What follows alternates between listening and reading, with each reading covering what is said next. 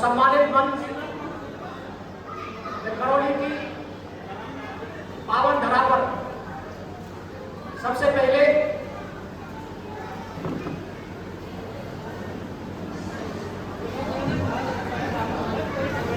आज के जो स्पेशल जो मेहमान हैं, जो विशिष्ट अतिथि हैं, हमारे समाज के प्रतिभावान छात्र छात्राएं, मैं उन सभी का तहे दिल से, दिल की गहराइयों से उन सबका इस करौली की पावन धरा पर हार्दिक अभिनंदन करता हूं।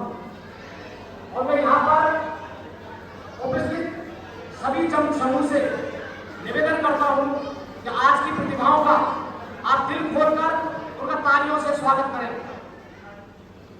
ताली तो बजाइए। और यहाँ पर जो हमारे इस प्रोग्राम की जो आयोजन समिति है करौली की जो समाज के अध्यक्ष महोदय, महामंत्री, सभी जो समिति के जो मेंबर हैं, मैं उनका तहे दिल से शुक्रिया धन्यवाद देता हूं कि हर वर्ष की भांति मुझे इस प्रोग्राम में बुलाया। जैसे कि हमारे परम आदरणीय और सम्मानित श्री राजू जी ने मेरे बारे में थोड़ा सा आपको परिचय कराया। मैं आपको ये बता देता हूं कि आप में से बहुत सारे जो लोग हैं शायद मेरे बारे में पहले से जानते होंगे। मैं थोड़ा सा मेरे बारे में आपको बता देता हूं कि मैं दीपराम महावर, मेरा नाम दीपराम महावर है। और मेरा जो जीवन का जो मेन जो लक्ष्य है, बच्चों को एजुकेशन के प्रति उनको जागरूक करना और अपने लाइफ के अंदर आप जीवन में आप कैसे बढ़ सकते हैं। तो मैं शुरुआत में, जैसे कि आप मेरे हाथ में देख रहे हैं, ये एक मोटिवेशन बुक है जो कि यहाँ पर सम्मानित छात्राओं को दी है। और हम देश के अंदर इसको हजारों संख्या के अंदर यहाँ पर बहुत सारी जगह हम दे चुके हैं। ऐसे बहुत सारे लोगों का एक फीडबैक है कि इस किताब से उनको सफलता प्राप्त करने में बहुत ज़्यादा हेल्प हुई है। तो आप यदि इस किताब को यदि आप प्राप्त करना चाहें, लेकिन सभी जगह हम फिजिकल रूप में इसको पहुंचा नहीं सकते, तो आप यदि इसको प्राप्त करना चाहें तो आप सिंपली, आजकल इंटरनेट का जमाना है, सोशल मीडिया का जमाना है, आप गूगल पे, जो गूगल है उस पर सिंपली मेरा नाम दें, दीपराम महावर, DEEPRAMMAHAWR, तो वहां पर हमारी जो वेबसाइट है उसका नाम आ जाएगा। वेबसाइट का नाम है सेव आवर अर्थ फाउंडेशन। तो वहां पर इस बुक को आप डाउनलोड कर सकते हैं, मोबाइल पर पढ़ सकते हैं और कंप्यूटर पर पढ़ सकते हैं। मैं हमेशा बच्चों से और सभी से मैं कहता हूं कि कोई भी क्षण, कोई भी घटना, कोई भी कहानी किसी की भी जिंदगी को वो बदल सकती है, उसकी लाइफ को टोटली चेंज कर सकती है। और मैं हमेशा ये कहता हूं कि कोई भी बच्चा जन्म से होशियार या कमजोर नहीं होता। और ऐसे बहुत सारे उदाहरण हैं, क्योंकि ये जो मंच है यहाँ पर और भी बहुत सारे वक्ता हैं, वो सब लोग बोलेंगे, तो यहाँ पर मैं ज़्यादा आपका समय नहीं लूंगा। लेकिन मेरा एक कमिटमेंट है, मेरा समाज से वायदा है कि आप देश के अंदर कहीं भी किसी भी जगह किसी भी संस्था में, किसी भी कॉलेज में आप मुझे याद कर सकते हैं। और मेरी जो सेवाएं वो टोटली निःशुल्क हैं। आप जब गूगल पर सर्च करेंगे, बहुत बड़े बड़े महारथी मोटिवेशनल स्पीकर हैं, आप यदि उनकी फीस का स्ट्रक्चर आप देखेंगे तो एक घंटे के एक कैंडिडेट से 5 से लेकर 10,000 रुपये लेते हैं। कहने वाले एक सेशन का लाखों रुपये ले लेते हैं। लेकिन मेरा कमिटमेंट है समाज को शिक्षा के प्रति जागरूक करना। अब मैं यहाँ पर कुछ उदाहरण आपको मैं देना चाहूंगा। मैंने ये कहा था कि कोई भी बच्चा जन्म से कमजोर या होशियार नहीं होता। मैं सबसे पहले यहाँ पर नारी शक्ति के रूप में विराजमान बच्चों की माताएं, मैं उनको तहे दिल से शुक्रिया अदा करता हूँ। मैं आप सारे जनसमूह से निवेदन करूंगा कि बच्चों की जो माँ है, जो पिता है, उनके लिए भी आप ताली दिल खोलकर बजाइए। बताइए तालियां। अब मुझे ऐसा लगता है कि आपके अंदर एनर्जी की कमी है तो आप ताली दिल खोलकर नहीं बजा रहे हैं।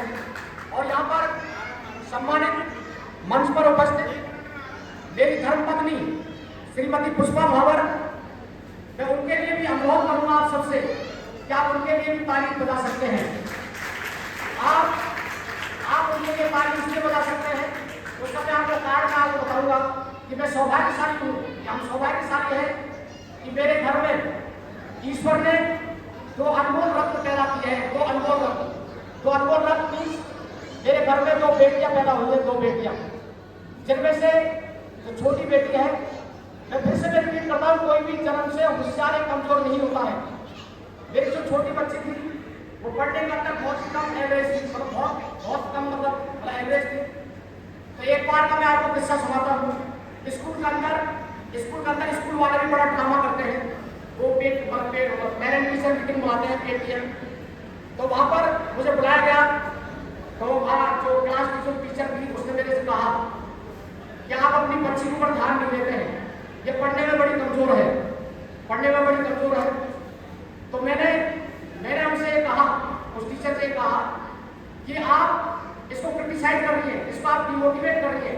यदि कोशिश करने पर, यदि कोई बच्चा कोशिश करने पर, एक बार, दो बार, तीन बार कोशिश करने पर यदि वो कुछ कर देता है तो उसको अप्रिशिएट करना चाहिए। और आज के बाद मुझे आप स्कूल के अंदर कभी मत बुलाना। तो आप देखिए कि हम बच्ची को अप्रिशिएट किया, उसको मोटिवेट किया, और उस बच्ची ने 10th क्लास के अंदर मोर देन 94% बनाए। आप उसके लिए ताली बजा सकते हैं। और ऐसे ही जो बड़ी वाली बच्ची है, मैं आपको इसलिए बोल रहा हूँ कि जो बेटियां जो है दो खानदानों का नाम रोशन करती हैं। और मैंने आपसे उसकी जो मम्मी है, मेरी धर्मपत्नी है, उसके लिए मैंने ताली इसलिए बजवाई क्योंकि आज जो मेरी बेटियां जो कामयाब है, उसके पीछे सबसे बड़ा जो हाथ है उनकी माँ का है। मैं तो मेरी जो बड़ी बेटी है तो उसने बिना किसी कोचिंग और बिना किसी ट्यूशन के उसने आईआईटी के अंदर उसका सिलेक्शन हुआ।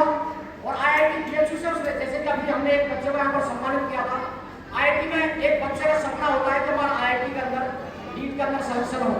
जैसे कि हमारे जो बच्चे हैं, हमारा जो वीडियो बना रहे हैं, मैं इस बच्चे का तहे दिल से धन्यवाद दूंगा।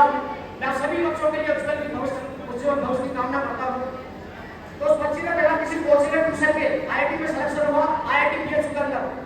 आप देखिए ऐसे उसके 10th के अंदर मोर देन 95% बने और 12th के अंदर मोर देन 96% बने।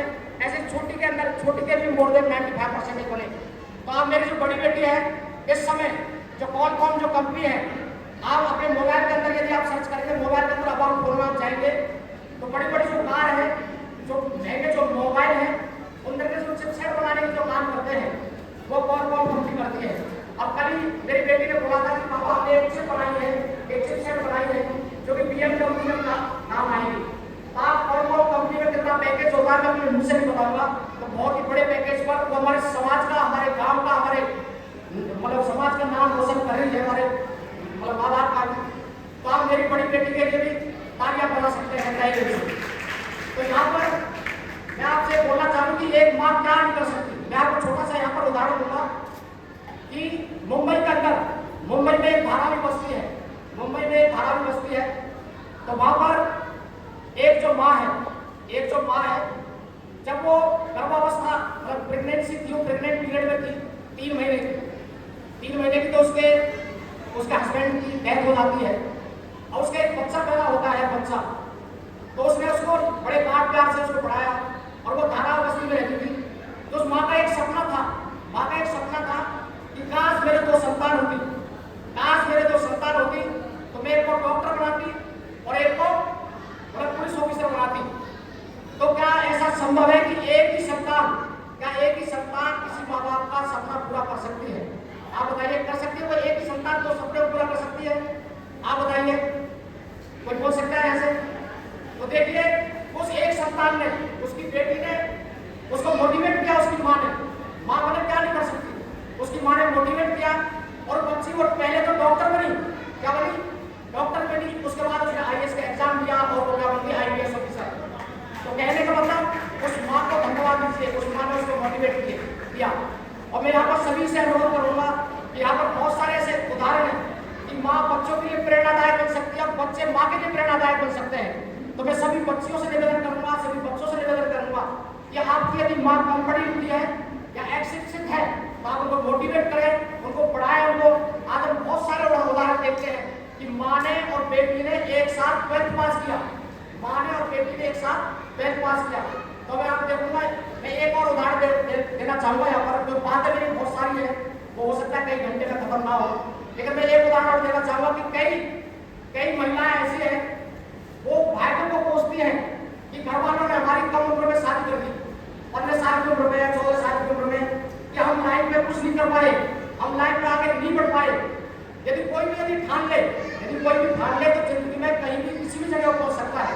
तो मैं आपको एक आंध्र प्रदेश का उदाहरण देना चाहूंगा। यहाँ पर एक लड़की जिसकी 14, उसके जो हस्बैंड है वो कांस्टेबल है। क्या है? कांस्टेबल। तो आप उसको, मतलब मेरे को भी उसका नाम याद नहीं आ रहा था, आप उसको नाम भी मतलब सर्च कर सकते हैं गूगल में। एक रियल स्टोरी है। तो उसको देखिए कि एक 26 जनवरी का प्रोग्राम होता है, 26 जनवरी का।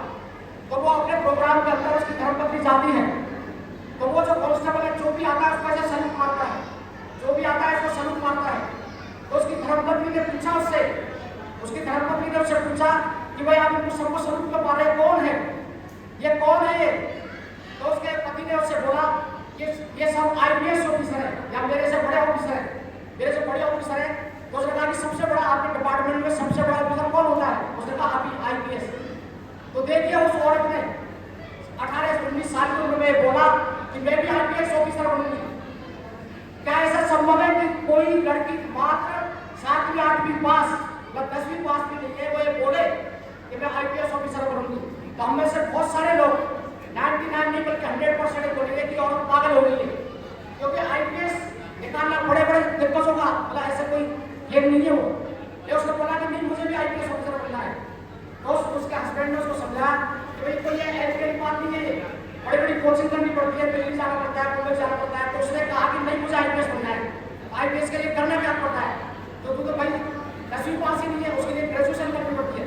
तो उसने देखिए ओपन से 10th दिया, पास हो गई, 12th दिया, पास हो गई, उसने ग्रेजुएशन किया, पास हो गई। अब उसने कहा कि मैं कोचिंग मतलब पढ़ना चाहती हूँ। तो पहले उसने 1 साल घर से तैयारी करी, तो उसका सक्सेस नहीं हुआ। तो देखिए मुझे बच्चों से डिस्टर्बेंस होता है, घर में काम करना पड़ता है, तो मुझे कोचिंग करने के लिए चेन्नई जाना है। कहाँ जाना है? चेन्नई। तो उसका मन रखने के लिए उसको चेन्नई भेज दिया अपनी धर्मपत्नी को। ये उसका पहले साल में उसका सिलेक्शन नहीं होता है, पहले साल में उसका सिलेक्शन नहीं होता है। और चेन्नई जाने के बाद एक बार घर पे रह के देखी तो उसका हस्बैंड ने बोला भाई आजा करके, उसका मन रखने के लिए बोल दिया भाई तेरा सिलेक्शन नहीं होगा, नहीं मुझे 1 साल और तैयारी करने दो, मुझे 1 साल और तैयारी करने दो। तो कहने वाला उसने फिर उसने तैयारी की, तो उसका IPS में सिलेक्शन हो गया। तो कहने वाला है कि कोई भी उसके लिए आप ताली बना सकते हैं।